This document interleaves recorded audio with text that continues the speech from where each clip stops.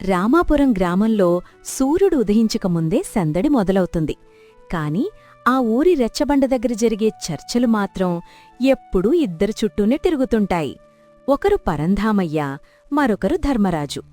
పరంధామయ్య ఏ లెక్క వేసినా అది తన జేబులోకి రూపాయి ఎలా రావాలి అనేదాని గురించే ఉంటుంది. ధర్మరాజు ఏ ఆలోచన చేసినా అది 10 మందికి ఎలా ఉపయోగపడాలి అనేదాని గురించే ఉంటుంది. ఒక శుభోదయాన పరంధామయ్య ఒక పాత సంచిని చంకన పెట్టుకుని ఎవరికీ కనబడకుండా వెళుతుండగా ధర్మరాజు ఎదురయ్యాడు. హేమయ్య పరదామయ్య, కోడి కూయకముందే కుబేరుల్లా తయారై ఎటు బయలుదేరావు? ఆ సంచిలో ఏమున్నాయి? నడుస్తుంటే గలగలమంటున్నాయి. గవ్వలా లేక గడించిన నాణేలా? నీకెందుకులే ధర్మరాజు, ఎప్పుడూ ఎదుటివాడి సంపాదన మీదనే కన్ను. నీలాగా అడిగినోడికి అడిగినట్లు దానం చేసుకుంటూ పోతే రేపు పొద్దున ముసలితనంలో నాకు ముద్ద పెట్టేవాడి ఎవడు? ఈ లోకంలో డబ్బు ఉంటేనే గౌరవం. అందుకే దీన్ని ఎవరికీ తెలియని చోట భద్రంగా దాచుకోవటానికి వెళ్తున్నాను. దాచుకుంటే అది మట్టితో సమానం పరందామయ్యా. ఆకలితో ఉన్నవాడికి అన్నం పెడితే వచ్చే తృప్తి ముందు ఈ నాణేలెంత? సరే, నీ పిసినారితనం మీద నీకు అంత నమ్మకముంటే ఒక పందెం కాద్దాం. ఈ రోజంతా నువ్వు ఒక్క పైసా ఖర్చు చేయకుండా ఎవరికీ ఏమీ ఇవ్వకుండా ఉండగలవా? ఖర్చు చేయకపోవడమా? అది నాకు వెన్నతో పెట్టిన విద్య. ఇందులో పందమేముంది? సరే, పందమేంటో చెప్పు. ఈ రోజంతా నువ్వు ఊరి బయట ఉన్న పాత శివాలయం అరుగుమీద కూర్చోవాలి. సాయంత్రం దాకా నువ్వు ఎవరితోనూ మాట్లాడకూడదు, ఎవరికీ ఏమీ ఇవ్వకూడదు. సూర్యుడు అస్తమించేసరికి నీ దగ్గర ఉన్న నాణేలు అన్నీ క్షేమంగా ఉంటే నేను నీకు 100 రూపాయలిస్తాను. ఒకవేళ నువ్వు మధ్యలో రూపాయి ఖర్చు చేసినా లేదా ఎవరికైనా సాయం చేసినా నువ్వు ఓడిపోయినట్లు. 100 రూపాయలా? అంటే ఏ కష్టం లేకుండా, రూపాయి పెట్టుబడి లేకుండా వచ్చే లాభం అన్నమాట. సరే, ఒప్పుకుంటున్నాను. ఈ పరంధామయ్య నోరు తెరిస్తే గదా పందెం ఓడిపోయేది. పరంధామయ్య ఉత్సాహంగా శివాలయం చేరుకున్నాడు. మనసులో లెక్కలు వేసుకుంటున్నాడు. 100 రూపాయలంటే తక్కువ మాటలా? దాంతో కనీసం 2 నెలల పప్పు ఉప్పులొస్తాయి. గంటలు గడిచాయి. ఎండ తీక్షణత పెరిగింది. అప్పుడే అటుగా ఒక బాటసారి వచ్చాడు. కాళ్ళు బొబ్బలెక్కి ఉన్నాయి. ముఖం వాడిపోయింది. అయ్యా, పుణ్యముంటుంది, కాస్త మంచినీళ్ళిస్తారా? గొంతు పిడచ కట్టుకుపోతోంది. పరంధామయ్య పక్కనే నీళ్ల ముంత ఉంది. కానివాడు మనసులో ఇలా అనుకున్నాడు. వీడికి నీళ్ళిస్తే ముంత ఖాళీ అవుతుంది. మళ్ళీ నేను చెరువు దాకా నడిచి వెళ్ళాలి. ఆ శ్రమ నాకెందుకు? పైగా మాట్లాడితే పందెం ఓడిపోతాను. పరంధామయ్య కళ్ళు గట్టిగా మూసుకుని నిద్రపోతున్నట్లు నటించాడు. బాటసారి దీనంగా చూసి నిట్టూరుస్తూ ముందుకు సాగిపోయాడు. పరంధామయ్యకు గెలుపుమీద ఆశ పెరిగింది. మధ్యాహ్నం అయింది. ఊరిలో గయ్యాలిగా పేరున్న రంగమ్మ తన నెత్తిన ఒక పెద్ద పెరుగుకుండ పెట్టుకుని అటుగా వచ్చింది. ఆమెకు పరంధామయ్య అంటే అస్సలు పడదు. పరంధామయ్య, ఇక్కడ కూర్చుని ఏం తపస్సు చేస్తున్నావు? అదృష్టం పండినట్లుంది. పని లేకుండా కూర్చున్నావు. మా ఇంట్లో వియ్యాలవారి విందుంది. ఈ పెరుగుకుండను కాసేపు పట్టుకో. నేను వెళ్ళి ఆ పక్క పొలంలో ఉన్న మా ఆయనకు రాగి సంగటి ఇచ్చి వస్తాను. జాగ్రత్త, ఒక్క చుక్క కింద పడినా నీ పీక కోస్తాను. మర్యాదగా పట్టుకో. పరంధామయ్యకు రంగమ్మ నోరంటే భయం. మాట్లాడితే పందెం పోతుంది. మాట్లాడకపోతే రంగమ్మ ఊరంతా రచ్చ చేస్తుంది. ఏమీ చెయ్యలేక సైగలతోనే సరే అని కుండనందుకున్నాడు. రంగమ్మ వెళ్ళిపోయింది. ఎండ ముదిరిపోయింది. పరంధామయ్యకు ఆకలి వేస్తోంది. ఆ కుండలోంచి వస్తున్న కమ్మని పెరుగువాసన వాడిని ఊరిస్తోంది. అబ్బా, కమ్మని పెరుగు! ఒక్క గుటక వేస్తే ప్రాణం లేచొస్తుంది. కాని ఇది రంగమ్మ కుండ. ఒక్క గరిటె తగ్గినా ఆమె కనిపెట్టేస్తుంది. అయినా ధర్మరాజుతో పందెముంది. ఓపిక పట్టాలి పరంధామయ్యా. ఓపికే నీ ఆస్తి. సరిగ్గా అప్పుడే ఎక్కడినుంచో ఒక కోతి వచ్చింది. అది పరంధామయ్య చేతిలో ఉన్న కుండను చూసి అందులో ఏదో తిండి ఉందని భావించి ఒక్క ఉదుటున దూకింది. హే, పో పో అని నోరు తెరవకుండా గొంతులోంచి శబ్దాలు చేస్తున్నాడు. కోతి అస్సలు తగ్గలేదు. పరంధామయ్య చేతిని గిచ్చింది. ఆ నొప్పికి వాడు కుండను వదిలేశాడు. టపటపామంటూ కుండ నేలకేసి పగిలి ముక్కలయింది. పెరుగంతా మట్టిలో కలిసిపోయింది. పరంధామయ్య గుండె ఆగినంత పనయింది. రంగమ్మ రానే వచ్చింది. పగిలిన కుండను చూసి ఆమెకు పూనకం వచ్చింది. ఒరే పరందామయ్యా, ఎంత పనిచేశావురా! 10 మందికి వడ్డించాల్సిన పెరుగును మట్టిపాలు చేస్తావా? నా కుండ పగలగొడతావా? ఆ పెరుగు విలువ ఎంతో తెలుసా? 10 రూపాయలు ఇప్పుడే ఇవ్వు, లేదంటే నీ జుట్టు పట్టుకుని ఊరంతా తిప్పుతాను. ఇస్తావా లేదా? పరంధామయ్యకు వణుకు మొదలయింది. నేను ఒక్క పైసా ఖర్చు చేయను అని పందెం కాశాను. ఇప్పుడు 10 రూపాయలిస్తే ధర్మరాజు గెలుస్తాడు, నా 100 రూపాయలు పోతాయి. అని అనుకున్నాడు. వాడు సైగల్తోనే నా దగ్గర లేదు, పో పో అని చూపిస్తున్నాడు. డబ్బుల్లేవా? నీ చంకలో ఉన్న సంచిలో గలగలమంటున్నాయి కదా, అది ఇటు ఇవ్వు. రంగమ్మ బలవంతంగా సంచిని లాక్కోవడానికి ప్రయత్నించింది. ఇద్దరి మధ్య పెద్ద పెనుగులాట మొదలైంది. ఈ గొడవ చూసి ఊరి జనం అందరూ అక్కడికి చేరుకున్నారు. ధర్మరాజు కూడా మెల్లగా నవ్వుకుంటూ వచ్చాడు. ఏమైంది రంగమ్మ? ఎందుకు మా పరందామయ్య సంచి పట్టుకుని లాగుతున్నావు?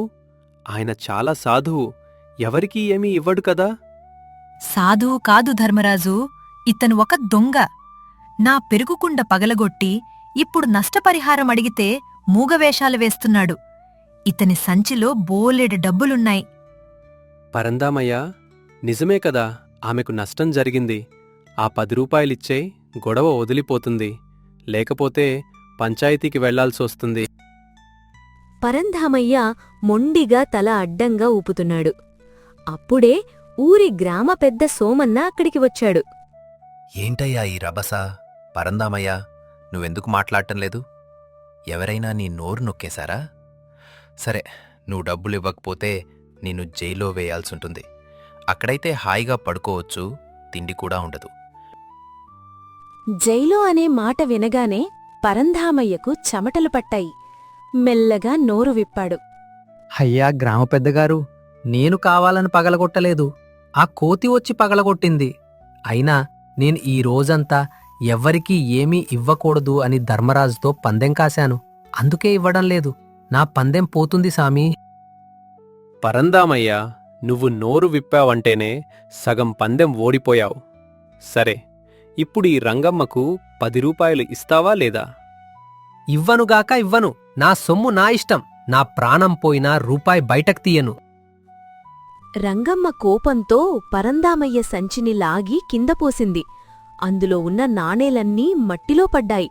జనమందరూ ఆ నాణేలను ఏరుకోవడం మొదలుపెట్టారు. పరంధామయ్య లబోదిబోమంటూ వాళ్ల వెనక పడుతున్నాడు. అయ్యో, నా సొమ్ము, నా బంగారం తీసుకోకండి, అది నా కష్టార్జితం. అమ్మా, అయ్యా, ఎవరైనా కాపాడండి.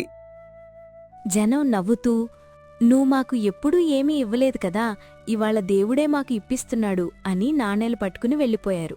చివరికి పరంధామయ్య దగ్గర ఒక్క పైసా కూడా మిగల్లేదు. వాడు రోడ్డు మీద కూర్చుని ఏడవడం మొదలుపెట్టాడు. ధర్మరాజు దగ్గరికి వచ్చి పరంధామయ్య భుజం మీద చెయ్యి వేశాడు. చూసావు పరందామయ్య, నువ్వు ఎవరికీ ఏమీ ఇవ్వకూడదు అనుకున్నావు, ఒక్క పైసా ఖర్చు చేయకూడదు అనుకున్నావు. కాని చివరికి ఏమైంది? ఉన్నదంతా పోయింది, పరువు కూడా పోయింది. అదే నువ్వు ఉదయం బాటసారికి నీళ్ళిచ్చి ఉంటే అతను నీ పక్కనే ఉండేవాడు. ఆ కోతి వచ్చినప్పుడు వాడు దాన్ని తోలేవాడు. నువ్వు రంగమ్మతో పద్ధతిగా మాట్లాడి ఉంటే ఆమె ఇంత గొడవ చేసేది కాదు. నీ పిసినారితనమే నిన్ను ఒంటరిని చేసింది. నిజమే ధర్మరాజు, నేను డబ్బును ప్రేమిస్తే డబ్బు నన్ను నట్టేట ముంచింది. మనుషుల్ను ప్రేమిస్తే నాకు ఇన్ని కష్టాలు వచ్చేవి కావు. ఈ ఒక్కరోజు పందెంలో నా జీవితకాలపు పొదుపు అంతా పోయింది. ఇప్పుడు నేను బికారిగా మారాను. పోలేదు పరందామయ్య, ఇదంతా ఒక నాటకం. ఆ బాటసారి నా మనిషే, ఆ రంగమ్మను పంపింది నేనే. ఆ జనం ఏరుకున్న నాణేలు అన్నీ ఇక్కడే ఉన్నాయి. ఇదిగో నీ సంచి. జనం ఏరుకున్నట్లు నటించారంతే. ధర్మరాజు ఆ సంచిని పరంధామయ్యకు అందించాడు. పరంధామయ్య ఆశ్చర్యపోయాడు. అతని కళ్ళలో ఆనందం కంటే ఎక్కువగా సిగ్గు కనిపించింది. కాని పరందామయ్య, ఈ నాణేలు నీ దగ్గరుంటే కేవలం ఇనుము ముక్కలే. అవి ఇతరులకు ఉపయోగపడినప్పుడే వాటికి విలువ వస్తుంది. నువ్వు చనిపోయాక ఈ సంచి నీ వెంట రాదు. కాని నువ్వు చేసిన సాయం మాత్రం నీ పేరును బతికిస్తుంది. పరంధామయ్య కళ్ళు తుడుచుకొని లేచి నిలబడ్డాడు. అతనిలో ఏదో మార్పు. ధర్మరాజు, నాకు బుద్ధొచ్చింది. ఈ డబ్బులో సగం తీసుకో. మన ఊరు బడికి కొత్త పైకప్పు వేయిద్దాం. వర్షాకాలం వస్తే పిల్లలు తడిసిపోతున్నారు. మిగిలిన సగంతో మన ఊరు చెరువు దగ్గర బాటసార్ల కోసం చలవ పందిరి వేయిద్దాం. ఇక నుంచి నేను పిస్నారి పరందామయ్యను కాదు, పరోపకారి పరందామయ్యను. కొన్ని నెలల తర్వాత రామాపురం గ్రామంలో ఒక గొప్ప విందు జరుగుతోంది. పరంధామయ్య స్వయంగా అన్నం వడ్డిస్తున్నాడు. ప్రతి ఒక్కరినీ ఆప్యాయంగా పలకరిస్తున్నాడు. ఏమయ్యా పరందామయ్యా, వడ్డించటంలో కూడా ఇంత ఉత్సాహం చూపిస్తున్నావు? నెయ్యి కాస్త తక్కువ వేయొచ్చు కదా. వద్దు ధర్మరాజు, నెయ్యి వేస్తే అన్నం రుచి పెరుగుతుంది. ఆ రుచి చూసినవాడి ముఖంలో వచ్చే నవ్వు నా ఆయువును పెంచుతుంది. ఇన్నాళ్లు డబ్బును దాచుకుని నా మనసును చిన్నది చేసుకున్నాను. ఇప్పుడు పంచుతూ నా మనసును పెద్దది చేసుకుంటున్నాను. నాకు అర్థమైంది ఏమిటంటే, మనం ఇతరులకు ఇచ్చేది ఏదైనా సరే అది మనకు రెట్టింపు అయి తిరిగి వస్తుంది. అప్పుడే ఆ బాటసారి మళ్ళీ ఊరిలోకి వచ్చాడు. అయ్యా, మంచినీళ్ళు దొరుకుతాయా? పరంధామయ్య పరిగెత్తుకుంటూ వెళ్ళి మంచినీళ్లతో పాటు ఒక గ్లాసు మజ్జిగ కూడా ఇచ్చాడు. తీసుకో బాబూ, ఈ ఎండలో మజ్జిగ తాగితే హాయిగా ఉంటుంది. ఇంకా ఏమైనా కావాలంటే అడుగు, సంకోచించకు. బాటసారి ఆశ్చర్యపోయి ఈ ఊరిలో మనుషులు చాలా గొప్పవాళ్ళు అని మెచ్చుకున్నాడు. చూశారా మన పరందామయ్య ఎలా మారిపోయాడో? ఒకప్పుడు ఈయన ఇంటి ముందు కాకి కూడా వాలడానికి భయపడేది.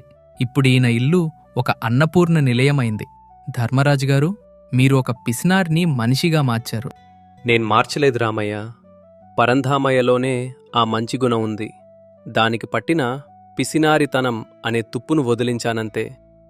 రామాపురం గ్రామం ఇప్పుడు కేవలం పచ్చదనానికి కాదు, మనుషుల మంచి మనసులకు కూడా పేరుగాంచింది. పరంధామయ్య తన మిగిలిన జీవితాన్ని సంతోషంగా అందరి ప్రేమాభిమానాల మధ్య గడుపుతున్నాడు. డబ్బు అనేది అవసరానికి వాడుకోవడానికి, లేనివారికి ఇవ్వడానికి. అది మనల్ని శాసించే యజమాని కాకూడదు, మనం దాన్ని నడిపించే యజమాని కావాలి.